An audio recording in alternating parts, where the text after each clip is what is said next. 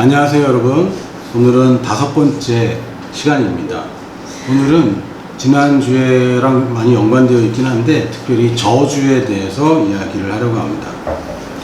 일단 저주하면 조금 뭐라 그럴까, 이 저주의 주문을 걸고 뭐 해리포터나 뭐 반지의 제왕이나 나오는 약간 그런 것 같은데, 사실 성경에서는 저주라는 것은 하나님의 축복과 보호에서 벗어난 상태를 이야기하는 것이지 어떤 특정한 뭐 암흑의 세력이나 암흑의 권세를 이야기하는 것은 아닙니다. 저주가 임했다는 것은 하나님의 보호가 또는 하나님의 임재가 떠나 있는 상태를 우리는 저주라고 하고, 당연히 하나님의 임재에서 벗어나서 하나님의 보호를 벗어나면 우리가 원치 않는 힘든 일들, 아픈 일들이 벌어질 수밖에 없는 것이죠. 또 특히 많은 사람들이 이제 저주와 심판에 대해서 헷갈려 하는데, 저주는 하나님의 부재로 인하여 생기는 인간의 고통과 불편함들이고, 심판은 하나님에게 맞설 때 생기는 하나님의 적극적인 처벌을 얘기합니다. 예를 들면 제가 기차표가 없어서 걸어가는 수고를 하는 것, 기차를 타고 가면 편하지만 기차표가 없기 때문에 걸어가야 되는 것, 이거는 저주입니다. 그러나 내가 기차를 막아서서 기차에 치는 것, 이거는 사실 심판이죠. 하나님께서 하시는 일에 내가 적극적으로 대응하거나 사실은 알지 못한 채라도 하나님 가시는 길을 막을 수도 있습니다. 그러나 하나님께서는 가실 길을 가시죠. 하나님은 계획대로 움직이실 것이고 단지 내가 그 심판을 받게 되는 것입니다. 그러나 이 저주와 심판을 나누는 것보다 더 중요한 것은 이 두 가지, 저주와 심판은 이미 우리와 이제는 상관이 없다는 것입니다. 예수님께서 친히 저주를 다 받으셨고 또한 아버지로부터 끊어지는 심판을 받으셨습니다. 먼저 우리 저주를 이야기할 때는 영적 죽음을 이야기할 수 있는데, 죽음에 대해서는 지난 시간에 이야기를 했습니다. 오늘은 특별히 영적 죽음을 제외한 그 결과로서의, 영적 죽음의 결과로서의 저주에 관해서는 얘기할 때 크게 3가지 정도를 얘기할 수 있습니다. 첫 번째는 질병입니다. 질병은 하나님이 끊어져 있는 상태입니다. 하나님과 단절되어 있다고 볼 수도 있지만 사실은 하나님의 치유인 상태, 하나님의 신령한 건강의 상태에서 떠나 있으면 병에 걸리는 거죠. 우리가 하나님을 가리켜 치유자라고 부릅니다. 여호와 라파라는 말이 있는데, 이는 하나님이 치유자이다 이라는 뜻입니다. 하나님의 이름이 여호와 라파입니다. 그러니까 치유자 여호와인데, 치유자 여호와가 병을 준다. 이거는 모순입니다. 치유자는 치유하시는 분이기 때문에 치유자입니다. 하나님이 병을 고치기도 한다라는 표현이 아니라 하나님의 이름이 치유자입니다. 하나님의 이름이 치유자인데 병을 준다. 이건 불가능한 얘기입니다. 질병은 하나님의 치유와 건강에서 떠나 있는 상태가 질병인 것이고, 베드로전서 2장 24절 제가 읽어드리겠지만 여러분이 이 구절을 외우셔야 됩니다. 친히 나무에 달려 그 몸으로 우리 죄를 담당하셨으니 이는 우리로 죄에 대하여 죽고 의에 대하여 살게 하려 하십니다. 이 십자가에서 예수님 죽음을 얘기합니다. 예수님은 우리의 죽음을 대속하기 위해서 예수님이 십자가에서 죽으셨습니다. 그러나 여기서 끝나지 않습니다. 계속해서 베드로전서 2장 24절은 그가 채찍에 맞음으로 너희는 나음을 얻었나니 라고 선언하고 있습니다. 예수님 십자가 사건과 채찍에 맞는 사건은 별개의 사건입니다. 십자가는 우리의 죽어있는 죽음을 값을 지불하시는 것이고, 예수님이 채찍에 맞으신 것은 죽음을 지불하신 것이 아니라 육체의 고통을 지불하신 것입니다. 그래서 이사야서부터 베드로전서에 이르기까지 이 예수님에 대해서 얘기할 때 이 두 가지를 구별된 사건으로, 두 가지 이벤트로 얘기하지만 한 구절에서 얘기하고 있습니다. 왜냐하면 이것은 따로 떼어놓을 수가 없기 때문입니다. 하나님께서 주시는 구원에는 치유가 분명히 포함되어 있습니다. 예수님께서 채찍에 맞으신 이유는 우리가 나을 수도 있게 하는 것이 아니라 우리가 나음을 얻었다라고 말할 수 있게 하기 위함입니다. 여기는 과거형으로 되어 있습니다. 우리 나음을 이미 얻은 것입니다. 그러나 내 몸에 적용하기까지는 아직 이 치유가 완전하게 가시적으로 되어지지 않을 뿐입니다. 예수님의 구원은 언제 완성되었습니까? 예수님이 십자가와 부활로 인하여 2000년 전에 이미 완성된 것입니다. 이미 계약서가 2000년 전에 작성이 되었습니다. 단지 그 계약서에 예수님의 피로 예수님 쪽에서는 도장을 찍었지만 이제 2000년 후에 내게 계약서가 왔고 이 계약서는 2000년부터 효과가 있는 계약서이지만 내가 내 도장을 찍을 때 나에게 적용되는 것입니다. 치유도 마찬가지입니다. 우리의 치유는 언제 이루어졌습니까? 예수님이 채찍에 맞을 때에 이미 벌어진 일입니다. 그러나 그것을 내가 믿음으로 취할 때에야 내게 적용되는 것입니다. 그래서 성경에서는 이미 너희가 나음을 얻었다라고 얘기하고 있고 그러면 우리는 성경대로 말해야죠.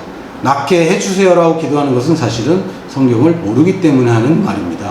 성경을 안다면 하나님의 말씀을 이해하고 제대로 안다면 예수님이 채찍에 맞음으로 내가 이미 나았습니다. 주님 감사합니다 라고 말해야 됩니다. 나의 증상이 여전히 있을지라도 내게 통증이 있을지라도 여전히 아플지라도 나는 이미 나았다라고 이야기해야 됩니다. 우리가 예수님을 영접할 때 구원받은 느낌 전혀 들지 않잖아요. 구원받은 사람으로서의 생각과 삶이 나타나지 않잖아요. 그러나 씨가 심기면 결국 생명이 탄생되고 열매가 맺히는 것처럼 이 치유도 당연히 믿음으로 취하는 것입니다. 내가 나았다고 주장하는 것입니다.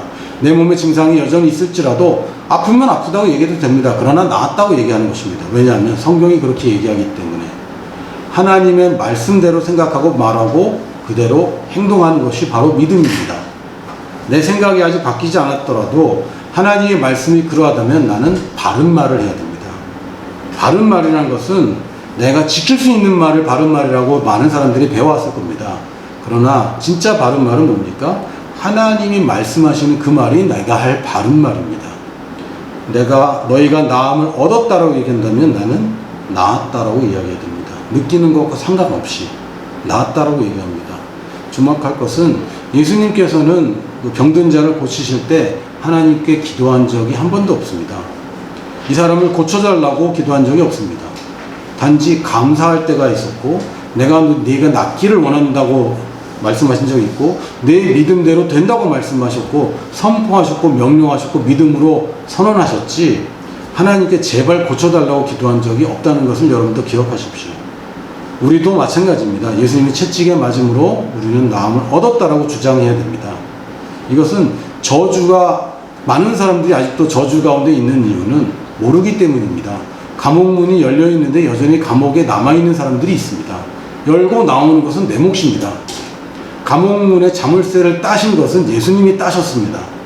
그러나 그 문을 열고 나오는 것은 예수님이 나를 붙잡아서 끌어내는 것이 아니라 내가 그 문을 나와야 됩니다. 여러분 질병 가운데 있는 분이 있다면 오늘부터 저와 같이 말씀하기 시작하십시오. 예수님이 채찍에 맞음으로 내가 나음을 얻었다. 여기 있는 증상들과 하나님의 말씀은 같이 있을 수 없고 결국은 하나님의 말씀이 승리한다. 그러므로 증상과 하나님의 말씀이 다를 때는 하나님의 말씀이 분명히 이긴다라고 여러분 고백하시기 바랍니다. 두 번째 저주는 가난입니다. 어떤 경우에 질병이 마치 하나님의 축복인 것처럼 또는 혹시 가난이 하나님의 축복인 것처럼 이렇게 가르침이 있을 수도 있습니다. 물론 결과적으로는 하나님이 질병을 통해서도 더 좋은 것을 이루실 수 있고 가난을 통해서도 더 좋은 것을 이루실 수도 있습니다. 그러나 그렇다고 하나님이 질병에 걸리게 하고 가난케 하시는 분이라고 얘기하면 안 됩니다. 질병을 주고 가난을 주는 것은 마귀가 하는 일이고 요한복음 10장 10절에 보니까 도둑은 훔치고 죽이고 멸망시키려고 오는 것이고 예수님은 양들로 생명을 얻되 더욱 풍성히 얻게 하려는 것이 예수님의 목적입니다. 가난하게 되는 것은 저주입니다. 가난하다는 것은 그냥 검소하게 사는 걸 얘기하는 게 아닙니다. 내가 정말 써야 되는데 쓰지 못하는 것, 살아야 되는데 살지 못하는 것, 뭔가 필요한 것이 있는데 그 필요를 채우지 못하는 상태가 가난입니다. 하나님의 부유함은 소유하는 게 있는 것이 아니라 사용할 수 있을 때 사용할 수 있게 되는 것이 바로 부유함인데 고린도후서 8장 9절에 보니까 이렇게 되어 있습니다. 우리 주 예수 그리스도의 은혜를 너희가 알거니와 부요하신 이로써 너희를 위하여 가난하게 되신 이 예수님 얘기입니다. 예수님 부자였습니다. 그러나 가난하게 되셨습니다. 그의 가난함으로 말미암아 너희를 부요하게 하려 하십니다. 예수님이 가난하게 된 이유는 우리로 부요하게 하기 위해서 가난하게 되신 것입니다. 예수님이 가난을 대가를 치르고 처리하셨고 이제는 우리에게 부요함을 주셨습니다. 예수님은 언제 가난하게 되셨습니까? 예수님 이 땅에 태어날 때 가난했던 거 아닙니다. 어떤 사람들은 예수님 가난하게 말구유에서 태어나셨다고 하는데 그 당시 돈이 없어서 말구유에 있는 것이 아니라 빈방이 없어서 말구유에 있었던 것이고 예수님 출생하고 직후에 동방박사 3사람이 와서 굉장히 거대한 부를 선물로 드렸습니다. 황금과 몰약과 유황을 드렸는데 동방박사의 행렬이 헤로드 왕이 알 정도로의 큰 행렬이었던 것을 미루어 보면, 그리고 동방박사들이 그렇게 먼 거리에서 왕을 경배하러 온 것을 우리가 생각해 보면 그들이 드린 선물은 우리가 생각하는 돌반지 수준은 아닙니다. 큰 선물을 드렸고 예수님이 이집트에서 도피 생활을 하실 때 절대로 가난하게 사신 것이 아닙니다. 그리고 예수님이 이스라엘로 돌아오셨을 때도 집을 사셨습니다. 그러니까 돈이 있었어요. 예수님 사역하실 때 가룟 유다는 돈꾀를 맡은 자였고, 돈이 없다면 왜 돈꾀가 있겠습니까? 예수님 돈을 상자째 들고 다니셨고, 그리고 유다는 그 돈꾀에서 돈을 야금야금 훔치던 자였습니다. 돈이 없으면 훔칠 돈이 없죠. 그리고 돈이 적으면 훔치면 표가 나는데 제자들이, 늘 같이 있는 제자들도 사실은 유다가 도둑질하는 것을 알지 못했습니다. 이 얘기는 뭡니까? 예수님은 사역하시는 동안에도 재정적으로 풍족한 사역을 하셨습니다. 예수님은 어디 가든지 대접받으셨고, 바리새인들이 맨날 파티만 한다고, 맨날 잔치에 참여한다고, 금식은 안 하고 맨날 먹고 마시면 즐겨한다고 욕을 먹을 정도로 풍족하고 누리는 삶을 사셨습니다. 물론 광야에 계실 때도 있었고, 물론 배 위에서 주무실 때도 있었습니다. 그것은 여행 중에 가난하게 됐기 때문에 그런 것이 아니라 하나님의 사역을 위해서 그런 편의함을, 그 안락함을 포기한 것이지 절대로 가난하게 된 것은 아닙니다. 예수님이 언제 가난하게 되셨습니까? 십자가에서 가난하게 되셨습니다. 모든 옷과 모든 소유를 다 탈취당하시고 아무것도 소유하지 않은 그 맨몸이 되셨습니다. 그것이 가난입니다. 예수님이 가난하게 되심은 우리로 부요케 하려 하심이라고 했습니다. 성경은 이것이 가난은 저주라고 얘기하고 예수님이 그 저주를 친히 우리를 위해 담당하셨기 때문에 이제는 우리가 또한 대가를 더 이상 치를 필요가 없게 되었습니다. 세 번째 저주는 버림받는 것입니다. 요즘 말로 하면 소외, 혼자 외로운 것. 지금 요새 젊은이들 가운데 한국에서는 혼밥러들이 많이 있습니다. 그리고 고독사라고 해서 혼자 쓸쓸히 죽어가는 사람들이 있는데, 고독사 같은 경우가 아주 대표적인 이 세 가지 저주가 복합적으로 이루어지는 것입니다. 질병과 가난과 고독이 함께 있죠. 지금 많은 사람들이 이 세 가지를 통해서 인생을 마감합니다. 아파서 죽는 사람들 많고요.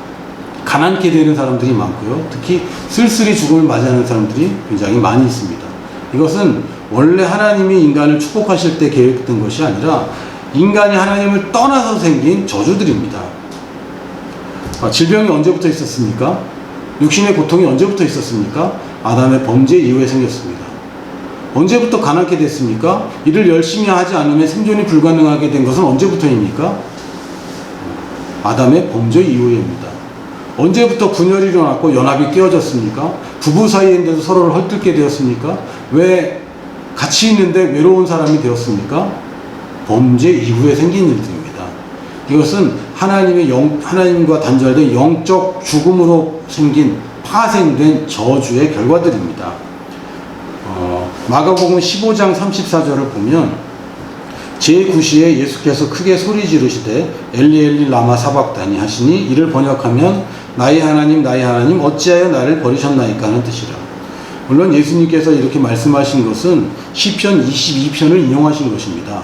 그러나 예수님께서 아람말로, 히브리 방언인 아람말로 아버지 나의 하나님 왜 나를 버리셨습니까? 라고 선언하셨습니다. 물론 이게 시편을 인용하신 것이고, 만일 예수님이 이 말씀을 안 하시고 돌아가셨다면 우리 중 어느 누구도 하나님이 예수님을 버렸다는 사실을 알지 못했을 겁니다. 실제로 예수님은 우리에게 알려주시기 위해서 이 말씀을 굳이 하셨고, 이 얘기는 뭡니까? 예수님은 하나님으로부터 버림받았고 물론 제자들로부터도 버림받았습니다. 예수님이 홀로 돌아가셨습니다. 이것은 예수님이 치른 대가입니다. 버림받는 거, 소외되는 거, 이거 예수님이 치른 대가입니다. 여러분, 외로운 분들이 있습니까? 또는 사람들한테 왕따 당하고 있는 분들이 있습니까? 여기서 여러분이 나와야 됩니다. 일단 여러분은 나는 버림받은 자가 아니라고 말하기 시작하십시오. 여러분은 고독한 사람이 아니라고 말하기 시작하십시오. 나는 하나님과 동행하는 사람이고 주님과 동행하는 사람이고 또한 주님께 속한 사람들과 연합된 자라는 것을 여러분 고백하시기 바랍니다. 이것은 저주입니다. 다시 한번 말씀드리지만 질병과 가난과 외로움은, 소외는 저주입니다. 이것은 하나님의 계획이 아닙니다. 이것을 벗어나는 것이 하나님의 뜻입니다. 물론 우리가 이 가운데 빠져 있었을지라도 하나님께서 구출하셨기 때문에 마치 이런 저주들이 나의 인생에 도움이 된 것 같이 보이지만 사실은 빠진 것이 도움이 된 것이 아니라 나온 것이 도움이 된 것이죠. 그러므로 이 세 가지에게 여러분 타협하지 마시고, 종교적이나 율법적인 가르침을 받은 적이 있다면 여러분 성경을 계속해서 읽으시고 여러분의 생각에 행동에 맞춰질 때까지 묵상하시고 큰 소리로 성경을 암송하시기 바랍니다. 여러분 이미 저주에서 빠져나왔습니다. 여러분과 상관없는 일입니다. 그러나 여러분과 여전히 이 가운데 있는 것 같다면 이제는 여러분이 문을 열고 나와야 될 때입니다. 여러분 축복합니다. 다음 시간에 또 만나요.